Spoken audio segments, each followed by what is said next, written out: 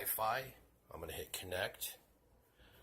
Now, Androids don't support this for some reason without permissions, so I'm going to actually exit from here once it's connecting. And then it's going to tell me Wi-Fi access, and then I hit yes. Okay. Now I'm going to go into FPV, and I'm going to hit start, and you're going to see my camera right now is of the drone. It's pointed at me and it's upside down. But what I do, let's see here. Go back out. There we go. Now I go into these controls, and I'm going to hit rotation control. Let's see here.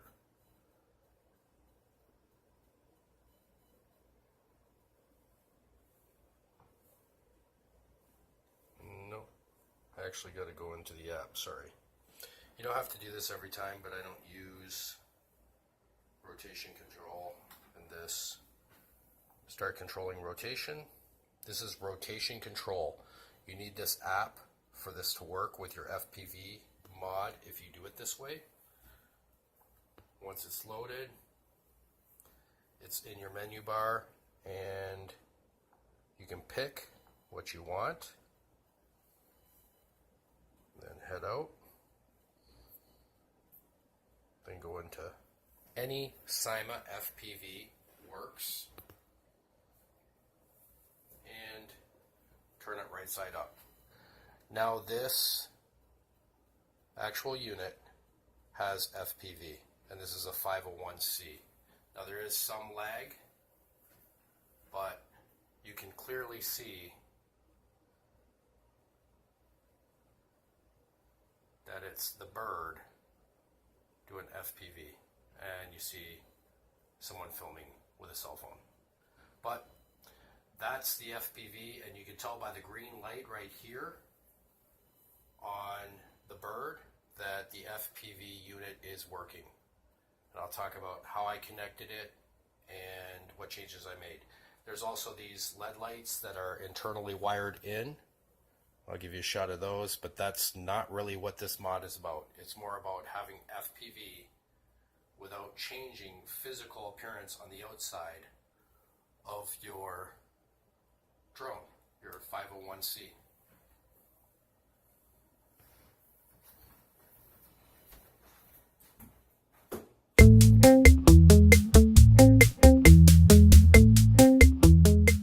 What's up, guys? Okay, so I said I would talk about how I did things and why I did things. This is the drone in question. Okay, you'll notice there is actually two cam holes. Okay, I used a syma Wi-Fi cam, which is I got it for like 12 bucks off of eBay, delivered. So it's super cheap. Here's the thing, I didn't see a lot of mods for the 501c, first off. I saw like maybe 2 or 3. And there's people that like put a Wi-Fi cam or a 5.8 gigahertz cam on top and stuff, and I didn't want it to look like shit. You know, if you have a DIY drone, it's totally cool to do that, but with a 501c, you want to keep it looking pretty stock, but yet do more. This is my controller. Okay, this is a modified controller. You see pictures of that in the video. This is a USB bank that I made. This controller is USB powered, and it has an external antenna right now. I'm also adding a amplifier to it and switching the antenna later, but people will ask, okay, you've got a 2.4 gigahertz transmission on a 2.4 gigahertz transmission bird. Yeah, the syma does that too. So that's why I'm not really worried about it, because these are so proprietary,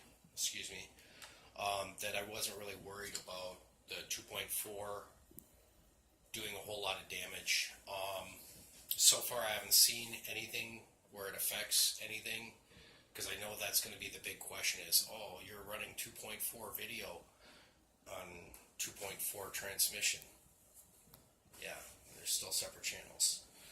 So you can get the syma that I pictured in my video, the syma Wi-Fi transceiver for $12. Why would I go this route instead of putting the actual, like, switching out to a 501S board on the bottom? Those are about $65-$70 if you can get them. Okay, they're always out of stock. Those are about $65 or $70. Okay, this is $12. Okay, this is for my son. And what I've seen on the forums is people actually take those boards, install them, and they're not able to get video sometimes, and sometimes they are. Sometimes they rebind again, sometimes they don't. I didn't want to play all that when I could just add a $12 FPV mod. So that, I hope, answers a few questions. The controller obviously holds a cell phone, so you can mount it up right away, connect your FPV, and start flying.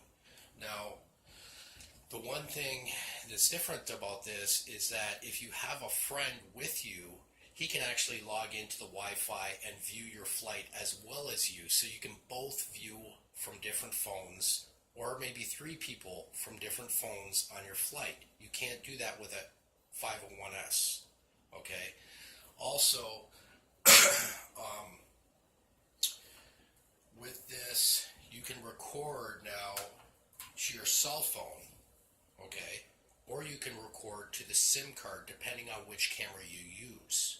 Now, you can't record to a SIM card on the camera that's used for Wi-Fi, but you can record directly to your actual cell phone, if that makes any sense. So the options are, for $12 you get a whole lot of bang for your money, and you will need 2 apps. You need rotation control, and you need syma FPV, syma Go. There's all kinds of apps that work with this. It's not very picky. All you gotta do is connect to the Wi-Fi.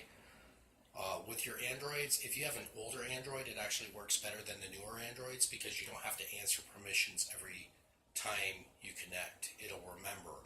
The new Androids, for some reason, are actually more of a hassle for flying FPV. But if you have an older Android, it works great. Newer Android, you gotta deal with saying yes, connect, yes, stay connected, and then it works. Alright guys, I hope this helps.